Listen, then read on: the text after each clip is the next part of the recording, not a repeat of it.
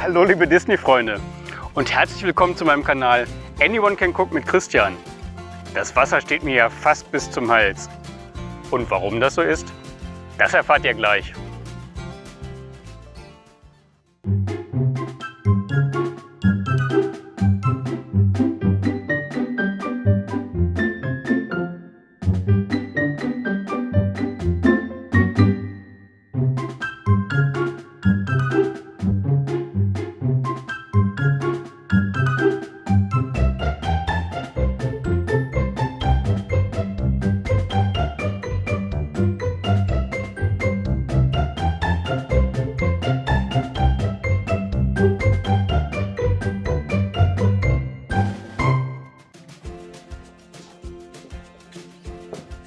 Der Grund, warum ich gerade im See gestanden bin, das ist nämlich der. Heute Morgen, quasi noch mitten in der Nacht, hat mein Telefon geklingelt.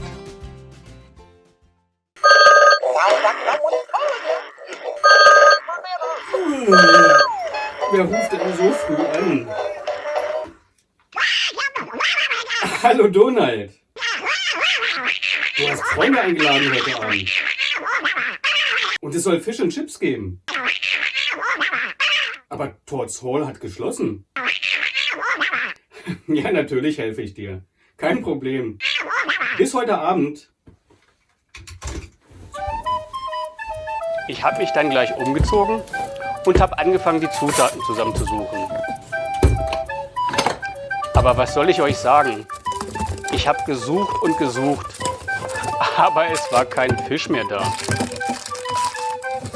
Und was blieb mir da anderes übrig? Dann bin ich eben selber fischen gegangen.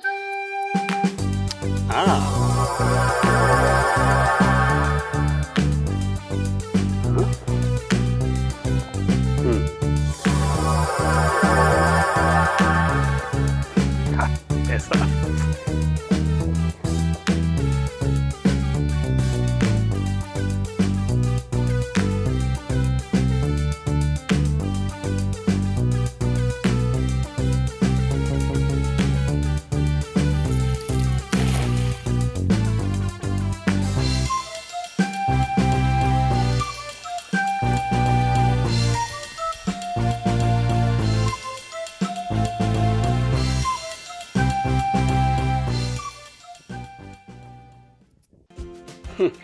Fisch habe ich zwar nicht gefangen, aber dafür ist mir eine Dose Bananenblüten ins Netz gegangen.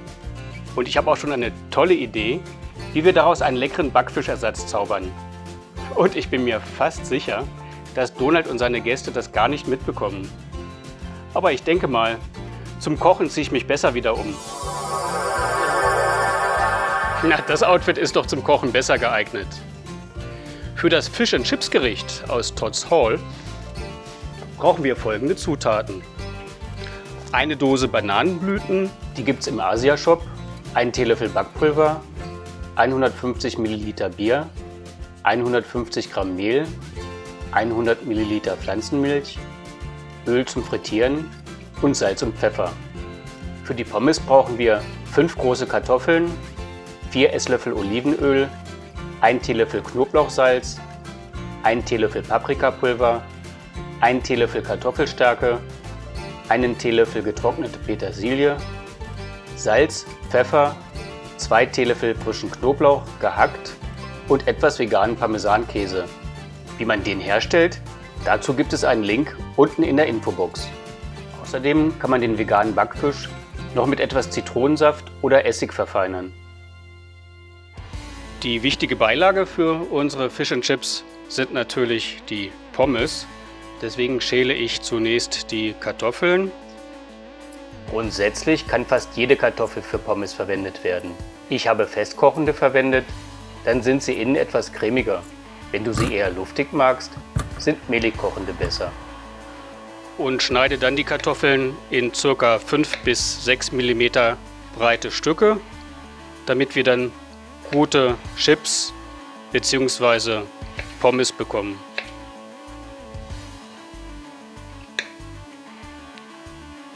Da habe ich noch einen besonderen Tipp für euch, damit die Pommes auch richtig schön knusprig werden. Ich spüle die Pommes immer 30 Sekunden unter laufendem Wasser ab und lege sie dann 1 bis 3 Stunden in kaltem Wasser ein. 1 Stunde reicht gerade aus, aber wenn ihr 3 Stunden Zeit habt, dann werden sie noch knuspriger. Die Kartoffeln waren jetzt 3 Stunden im Wasser. Ich werde sie gleich abtropfen lassen und ordentlich abtrocknen und dann reibe ich sie noch mit meiner Spezialgewürzmischung ein. Das ist zwar nicht original Todd's Hall Rezept, aber glaubt es mir, die ist so super lecker. Ihr werdet eure Pommes nicht mehr ohne die Christian Spezialgewürzmischung machen. Dafür gebe ich zunächst 1 Teelöffel Knoblauchpulver in eine Schüssel, 1 Teelöffel Paprikapulver, 1 Teelöffel getrocknete Petersilie,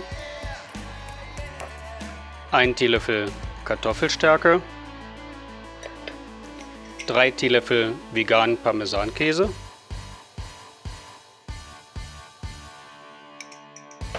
ca. 2 Teelöffel von dem frischen Knoblauch, einen halben Teelöffel Salz und einen halben Teelöffel Pfeffer. Das Ganze rühre ich jetzt gut durch.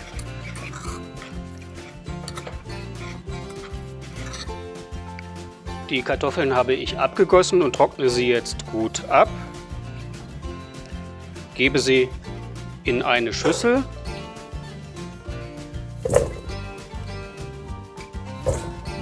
Gebe dann etwas Olivenöl dazu und etwas von unserer Christian Pommes Spezialgewürzmischung. Das duftet echt herrlich. Dann mische ich alles gut durch.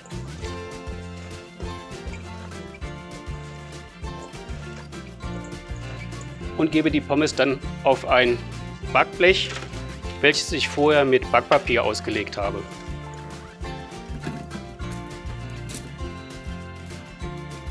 Gucken, dass die Pommes etwas auseinander liegen, dass sie beim Backen nicht zusammenkleben. Und jetzt kommen die Pommes bei 220 Grad für ca. 45 Minuten in den Backofen.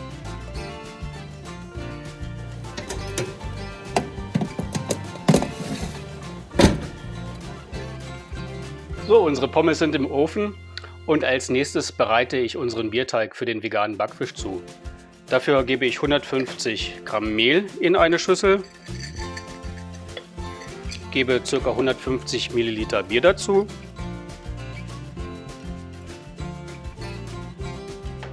,100 Milliliter Pflanzenmilch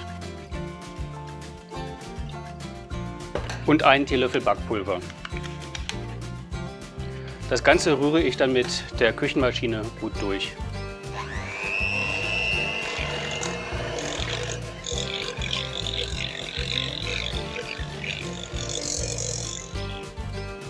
Die Bananenblüten habe ich abtropfen lassen. Der Bierteig ist fertig. Jetzt tunke ich die Bananenblütenstücke in den Bierteig, sodass sie gut umhüllt sind und gebe sie dann in die Pfanne mit dem heißen Öl.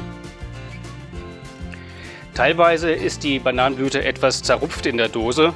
Ich forme dann Stücke, die ungefähr so groß sind wie ein Stück Backfisch, nehme diese, gebe den Bierteig darüber. Der Bierteig hält die Stücken dann gut zusammen und gebe diese Stücken ebenfalls in die Pfanne.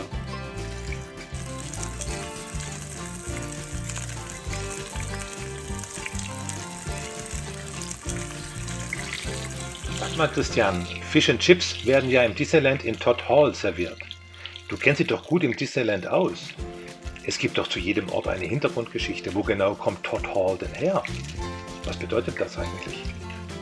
Stimmt, im Disneyland wird nichts dem Zufall überlassen.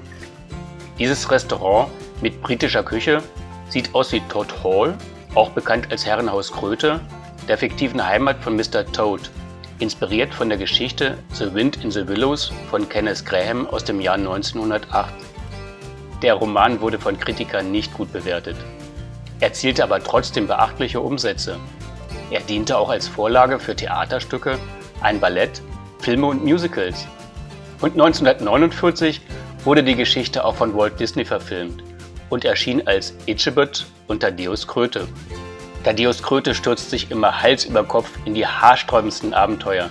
Seine treuen Freunde, Maulwurf, Ratte und Meister Dachs, versuchen ihn von seiner neuesten Leidenschaft, den schnellen Fahrzeugen, fernzuhalten. Er tauscht Todd Hall gegen ein Auto. Dabei wird er von ziemlich bösen Wieseln reingelegt und wandert wegen Diebstahls ins Gefängnis. Er bricht aus und hat einen Plan, wie er seine Unschuld beweisen kann.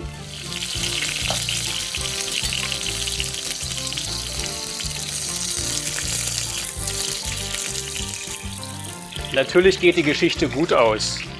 Schau sie dir doch einfach mal an. Die gibt's auch bei Disney+. Todd Hall im Disneyland Paris ähnelt von außen der Todd Hall im Disneyland in Anaheim. In Anaheim befindet sich dort das Fahrgeschäft Mr. Toad's Wild Ride. In Paris ist es ein Selbstbedienungsrestaurant.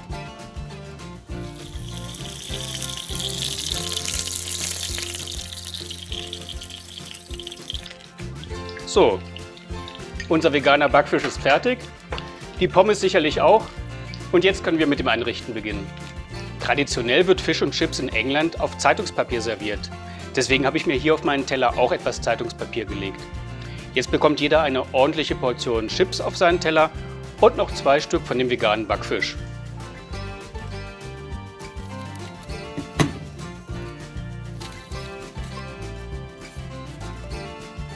Dann gebe ich noch einen Zitronenspalt dazu und wer mag, kann seinen veganen Backfisch auch noch mit Essig beträufeln.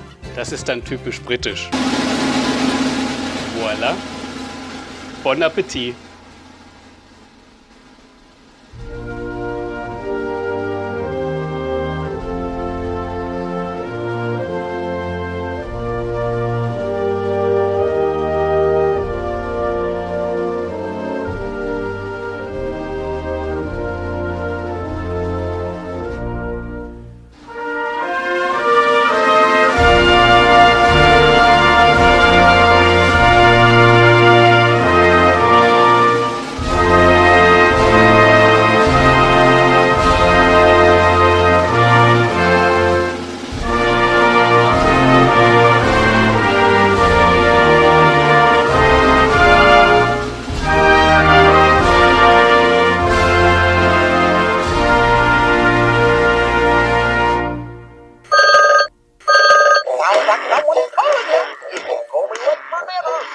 Das wird Donald sein.